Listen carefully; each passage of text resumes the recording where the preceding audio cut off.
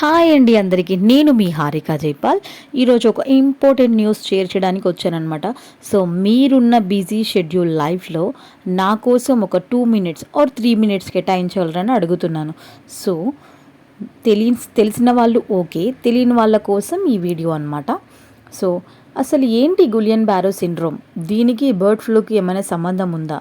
అసలు ఎందుకు వస్తుంది, ఎవరికి వస్తుంది, ఎలా వస్తుంది, సో దీనికి ఏం చేయాలి రాకుండా ఉండాలంటే అనేవి ఈరోజు మనం ఈ వీడియోలో డిస్కస్ చేసుకుందాం అనమాట. So what is Guillain baro syndrome అనేది ఏంటంటే, మన బాడీలో అందరికీ ఇప్పుడు ఇమ్యూన్ సిస్టమ్ ఉంటుంది, అంటే రోగ నిరోధక శక్తి ఉంటుంది.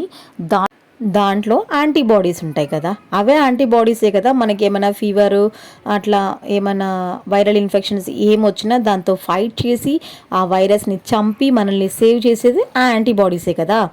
సో ఆ యాంటీబాడీసే ఇప్పుడు ఎవరి బాడీలో ఉండే యాంటీబాడీస్ వాళ్ళ బాడీలో ఉండే నాడీ వ్యవస్థ మీద దాడి చేయడం అన్నమాట. అంటే కండరాలు నరాల మీద దాడి చేసి వాడి పని చేయకుండా చేయడం అనమాట. మెల్లగా గుండె నుంచి మెదడు వరకు ప్రభావితం చూపుతారనమాట ఇవి.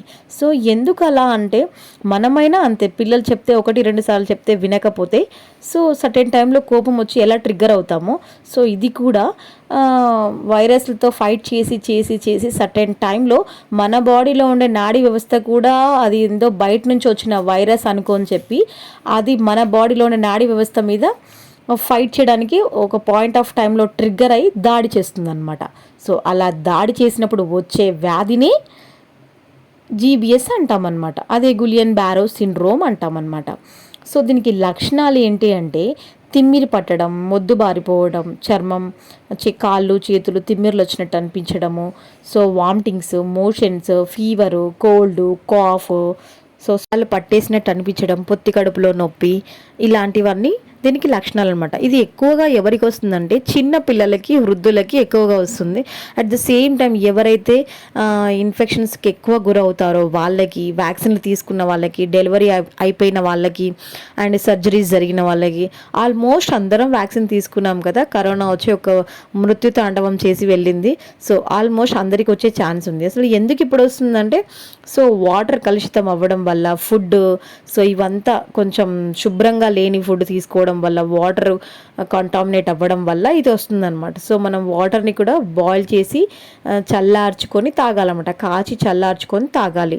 So be careful. చిల్డ్రన్ ఉంటే మాత్రం చాలా జాగ్రత్తగా చూసుకోండి. కోల్డ్, కాఫ్ అనే చిన్న చిన్న ఇన్ఫెక్షన్స్ అనేవి వాళ్ళకి ఎప్పుడు అటాక్ అవుతూనే ఉంటాయి. అలా అటాక్ అయినప్పుడు మాత్రం సో ఇది వచ్చే ఛాన్సెస్ అయితే చాలా ఎక్కువగా ఉన్నాయి. దీనికి ఐవి ఇమ్యునోగ్లోబులిన్ అనే ఇంజెక్షన్ ఇస్తారనమాట. ఇది కూడా ఒక యాంటీబాడీనే. మన బాడీలో ఉన్న యాంటీబాడీ పని చేయకుండా ఉండడానికి ఈ ఇంజెక్షన్ అనేది ఇస్తారనమాట. ఆ ఇంజెక్షన్కి ప్రైవేట్ హాస్పిటల్లో 30,000 ఉంది.